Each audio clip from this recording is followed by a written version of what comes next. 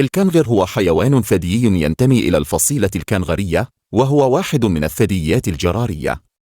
يوجد الكنغر في أستراليا، ويتميز بقدرته على القفز بواسطة قدميه الخلفيتين الطويلتين. يعتبر الكنغر من الحيوانات القريبة من الجيولوجيا، حيث يمتلك جيبا يستخدمه الأمهات لحمل صغارها وإرضاعهم. وأيضا يصنف الكنغر من الحيوانات العشبية، ويتغذى على النباتات مثل العشب والأوراق والفواكه. يتميز بقوة عضلاته الخلفية التي تمكنه من القفز بشكل سريع وبعيد.